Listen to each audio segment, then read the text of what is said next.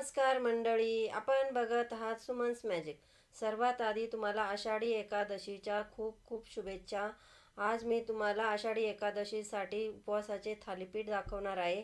त्याकरता व्हिडिओ अजिबात कुठेही स्किप करू नका आणि चॅनलला अजूनही सबस्क्राईब केलं नसेल तर प्लीज चॅनलला सबस्क्राईब करा आणि अशाच माझ्या नवनवीन रेसिपीसाठी चॅनलला फॉलो करा. लाईक करा, शेअर करा, कमेंट करायला मात्र विसरू नका. चला तर रेसिपीला सुरुवात करूया. सगळ्यात आधी आपल्याला इथे शिंगाड्याचं पीठ लागणार आहे. 1 वाटी शिंगाड्याचं पीठ घेतलेलं आहे आणि अर्धी वाटी मखाण्याचं पीठ घेतलेलं आहे. मखाणे थोडेसे भाजून मिक्सरला दळून घेतलेले आहे आणि 1 वाटी याकरता कोथिंबीर घेतलेली आहे. तर बरेच लोक कोथिंबीर खात नाही, तर स्किप केली तरीही चालेल. आणि 5-6 मी हिरव्या मिरचीचा ठेचा घेतलेला आहे, तर मिक्सरला थोडासा दळून घेतलेला आहे. 2 चमचे इथे मी पांढरे तीळ टाकलेले आहे. तर तीळ पण आपण खात नसाल तर ते सुद्धा स्किप केले तरी चालेल. यामध्ये दह्याचा वापर केलेला आहे. तर इथे मी थोडंसं दही घेतलेलं आहे 2 चमचे आणि हे घट्ट दही आहे. तर घट्ट दही कसं बनवायचं याचा व्हिडिओ मी चॅनलवर टाकलेला आहे, तिथे जाऊन तुम्ही तो बघू शकता. आणि हे उपवासाचं लाल तिखट आहे, 2 चमचे टाकलेलं आहे. तुम्हाला फक्त हिरवी मिरची हवी असेल तर तुम्ही फक्त हिरवी मिरचीसुद्धा जास्त टाकू शकता. इथे बघा रताळी मी एक मोठं रताळी होती, म्हणजे 1/2 किलो रताळी होती. तर ते त्याचे साल काढून किसून आणि मीठ टाकून ते पाण्यामध्ये भिजत ठेवले होते, म्हणजे ते काळे पडत नाही. किंवा तुम्ही लगेचच किसून त्यामध्ये टाकू शकता, पण थोडेसे पाण्यातून काढले तर त्याचा काळपटपणा कमी होतो. चवीनुसार यामध्ये मीठ टाकायचं आहे. सुरुवातीला आपल्याला पाणी न घालताच मळून घ्यायचं आहे. जर पाणी लागलं तरच थोडं थोडं करून पाणी टाकायचं आहे. घट्टसर आपल्याला गोळा मळून घ्यायचा आहे याचा.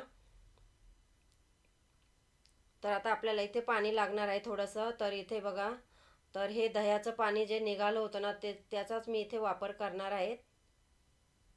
तर मी चक्का बनवून ठेवला होता, त्याचंच ते दही वापरलेलं होतं यामध्ये. आता बघा, अशा प्रकारे आपला घट्टसर गोळा तयार झालेला आहे. थोडंसं तेल परातीला लावून आपल्याला हे पीठ छान असं मळून घ्यायचं आहे.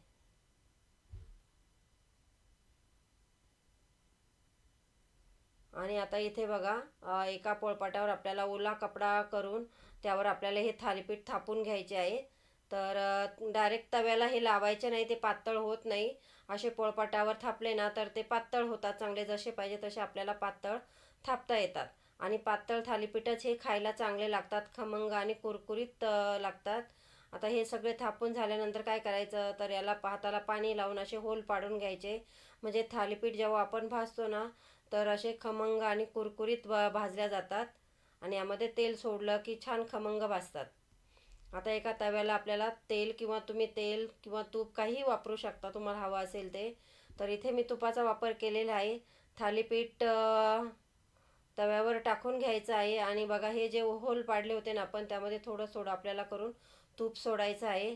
तूप किंवा तेल सोडायचं आहे आणि नंतर झाकण ठेवून आपल्याला एक 1 ते 2 मिनटं आपल्याला भाजून घ्यायचं आहे. कमी गॅसवर भाजून घ्यायचं आहे, गॅस एकदम कमी करायचा, नाहीतर हे लगेचच करपतात. कारण यामध्ये आपण शिंगाड्याचं पीठ आणि मखाण्याचं पीठ टाकलेलं आहे ना, हे पटकन जळलं जातं, म्हणून ते कमी गॅसवरच आपल्याला भाजायचं आहे. आता इथे सुद्धा आपल्याला मिडियम गॅसवरच भाजायचं आहे. थोडं ब्रशने थोडं वरतून पुन्हा तेल लावून घेतलेलं आहे मी. तर इथं तेल तुम्ही बिना तेलाचे सुद्धा तुम्ही हे करू शकता. जर तुम्हाला बिलकुल तेल जर खायचं नसेल उपवासाला, तर बिना तेलाचे, तुम्हाला जर डाएट वगैरे करत असाल ना, तर तुम्ही बिना तेलाचे सुद्धा हे बनवू शकता. तर अशा प्रकारे आता आपले हे एक थालीपीठ तयार झालेलं आहे. अशा प्रकारे आपण सर्व थालीपीठ ह्याच पद्धतीने आपण इथे करून घेणार आहोत. तुमच्याकडे कशा पद्धतीने करतात रताळीचे थालीपीठ, हे मला कमेंट करून नक्की सांगा. यामध्ये तुम्ही रताळीच्या ऐवजी इथे बटाट्याचा सुद्धा वापर करू शकता जर रताळी नसेल तर. पण रताळी कसे हेल्दी असतात आणि पोटभरीसाठी हे चांगले असतात आणि पौष्टिकसुद्धा असतात, म्हणून इथे मी रताळीचा वापर केलेला आहे. तर आता सगळे आपले थालीपीठ इथे बनवून झालेले आहे आणि त्याबरोबर इथे मी शेंगदाण्याची आमटी बनवली आहे, त्याबरोबर खाण्यासाठी उपवासाची. आता त्याबरोबर अजून काही बनवलं होतं, तर असं संपूर्ण थाळी मी बनवली होती उपवासाची. तर शेंगदाण्याची आमटी बनवली होती, खिचडी बनवली होती आणि त्यानंतर आपण थालीपीठ बनवले आहे ना, तर ते रताळीचे थालीपीठसुद्धा ताटात ठेवलेले आहे. तर तुम्ही असं संपूर्ण एकादशीसाठी असं पूर्ण थाळी बनवू शकता. तर अशी पूर्ण थाळी जर खाल्ली ना तर तुम्हाला दिवसभर भूक लागणार नाही. इथे थोडासा मी इथे उपवासाचा चिवडासुद्धा ठेवलेला आहे आणि त्याबरोबर एक केळी आणि थोडासा इथे उपवासाचाच बटाट्याचा चिवडा आहे. तर 2 प्रकारचे चिवडे मी इथे ठेवलेले आहे. तर हा चिवडा तुम्ही शेंगदाण्याच्या आमटीत टाकून खाऊ शकता. खायला खूप छान लागते. ही शेंगदाण्याची आमटी तुम्ही खिचडीबरोबर सुद्धा खाऊ शकता. तर अशा प्रकारे ही उपवासाची संपूर्ण थाळी तुम्ही ह्या एकादशीला नक्की करून बघा आणि व्हिडिओ आवडल्यास चॅनलला